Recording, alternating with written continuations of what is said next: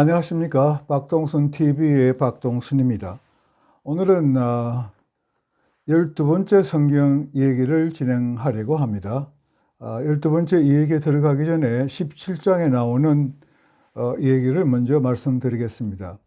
지금까지 우리가 통상 아브라함이라고 하는 이름을 아브람이라는 이름으로 불러왔습니다. 그런데 17장에 와서 여호와께서 아브람의 이름을 아브라함으로 바꾸십니다. 17장 1절에서 8절에서는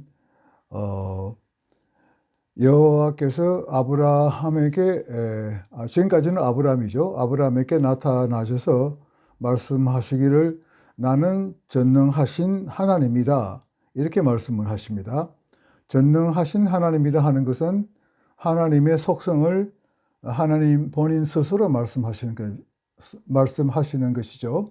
Almighty, 하나님은 보통 하나님이 아니고 Almighty, 전능하신 하나님이다.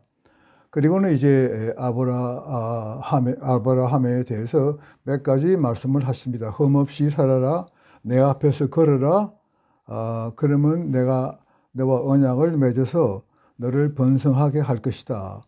그리고 내 이름을 아브라함에서 아브라함으로 바꿀 것이다. 이 말씀을 하십니다. 그리고 너는 여러 민족의 조상이 될 것이고 너는 번성할 것이고 또 여러 민족과 왕들이 내게서 나올 것이다. 이렇게 말씀을 하십니다. 여기서 여러 민족의 조상이다. 그런데 여기 이제 영어나 히브리어 성경에는 조상이라 말을 father를 말을 썼습니다. Father of a multitude of nations. 그러니까 여러 민족의 아버지이죠. 근데 여기 이제 아버지란 말은 조상이란 father 그럴 때 우리가 뭐 조상이든지 father 아버지이든지 우리가 이제 생각할 수 있는 것은 우선은 혈족적인 생물학적인 그런 이제 아버지를 의미하겠죠. 그러나 여기서 아버지라는 것은 그런 생물학적인 아버지가 아니고 일종의 비유적인 아버지입니다. 여기서 이제 조상이라는 말보다는 father 그대로 아버지, 그게 나을 것 같은 생각이 듭니다.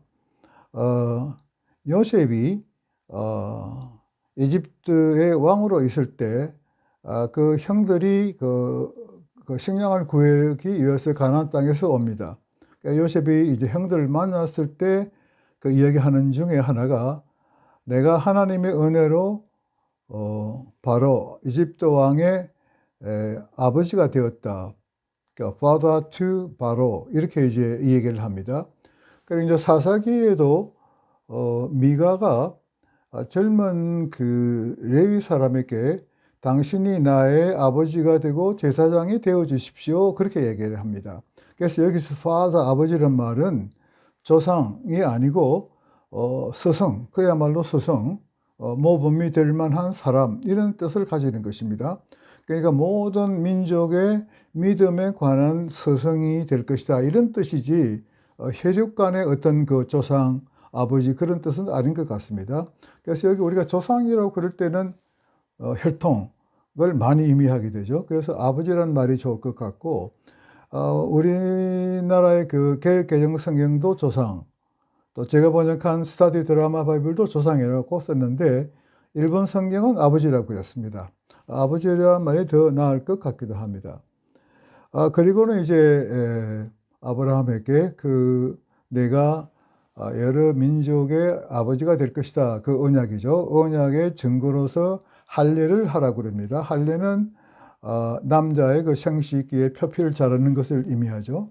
그런데 이 남자의 생식기에 표피를 자르는 것은 그 당시 유대인들만의 관습이 아니고 다른 여러 민족들도 같은 그 관습을 가지고 있었다고 그럽니다.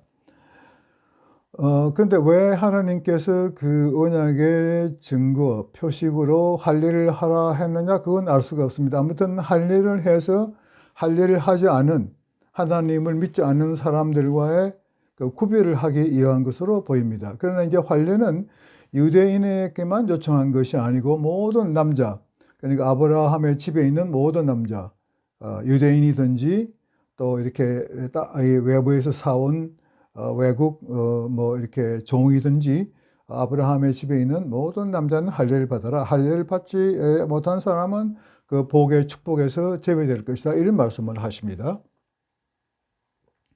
그리고는 이제 15절에서 22절까지는 하나님께서 또 아브라함의 아내 사레의 이름을 사라로 바꾸십니다. 그리고는 이제 그녀를 통해 내게 한 아들을 줄 것이다. 이름을 이삭이라고 하라. 이렇게 말씀을 하십니다. 그리고 이제 23절부터 27절까지는 이 여호와의 모든 말씀을 듣고 이 아브라함이 행한 것을 쭉 적고 있습니다. 그래서 이제 그 할례를 받은 사람 중에는 아브라함의 장자, 그 이집트 종에게서 낳은 이스마엘에 대해서 할례를 한 이야기, 이스마엘이 할례를 받았을 때 나이는 13살, 그리고 이제 이스마엘에 대해서도 큰 국가를 이룰 것이라는 것을 약속한 이야기, 그리고 이제 아브라함이 할례를 받았을 때 나이가 99살이었다는 얘기가 쭉 나옵니다. 그리고 이제 이것이 이 12번째 이 얘기 앞에 나오는 이 얘기를 알아야 18장의 얘기를 좀 얘기를 할 수 있을 것 같아서 이제 말씀을 드립니다. 12번째 이야기, 사라에게 아들을, 이런 제목입니다. 이제 아브라함이 어느 더운 날 자기 장막 앞에 앉아 있는데 여호와께서 나타나셨다, 이런 날이 나옵니다. 여러분 아시다시피 뭐 제가 계속 설명드렸지만은 아브라함은 가나안 땅에 한 발이 와서 이집트로 갔다가 이집트에서 이제 다시 가나안 땅으로 와서 가나안 땅 헤브론에 상수리 나무 곁에, 마물의 상수리 나무 곁에 이제 장막을 치고 살았습니다. 어느 날 아브라함이 이렇게 더운 날 나와서 앉아서 이렇게 더위를 식히고 있는데 여호와께서 나타나셨습니다. 그런데 아브라함이 보니까 세 사람이 이렇게 나타났습니다. 여호와께서 나타나셨는데 자기 눈앞에 나타난 건 세 사람의 이제 사람이 나타났습니다. 그래서 이제 아브라함이 일단 일어나서 달려갔습니다. 달려가서 이제 세 사람에게 이 얘기를 합니다. 아무쪼록 당신들께서 당신의 종을 지나치지 마십시오. 제가 물을 좀 가져올 테니까 당신들께서 발을 씻으시고 그리고 쉬십시오. 그동안에 내가 가서 빵을 가져올 테니까 그것을 드시고 그렇게 좀 요기를 하시고 가십시오. 이렇게 이제 아브라함 이 얘기를 하고 빨리 이제 아내에게로 달려가서 빵을 굽도록 하고, 또 본인이 직접 그 가축 우리로 가서 그 중에서 이제 살지고 기름진 송아지 한 마리를 가져다가 하인에게 주어 요리를 하게 합니다. 그리고는 이제 요리를 하고는 그 요리한 것을 함께 버터와 우유, 요리한 송아지를 가지고 그 세 사람, 여기서 우리가 천사라고 부르죠. 여호와나 다름이 없습니다. 세 사람, 여호와께서 이제 세 사람으로 이렇게 나타난 것으로 그렇게 해석이 됩니다. 그래서 이제 이 세 사람이 먹는 것을 옆에서 이제 이렇게 서서 이제 보고 있습니다. 그랬더니 이제 그 세 사람이 내 아내 사라가 어디 있느냐? 그때 이제 여호와의 말씀이 들립니다.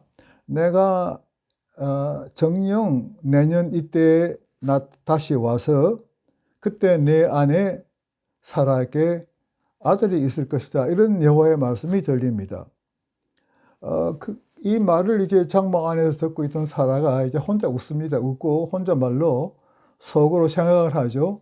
내가 이미 이렇게 노쇠했고 내 주인도 나이가 많아서 이렇게 늙었는데 어떻게 내가 그런 낙이라는 뜻은 이제 여호와께서 말씀하신 그 사나이가 있다, 그런 뜻이겠죠. 그런 낙이 있으리요 하고 이제 혼자 말을 합니다. 그랬더니 이제 여호와께서 아브라함에게 이렇게 말씀하십니다. 사라가 웃었다.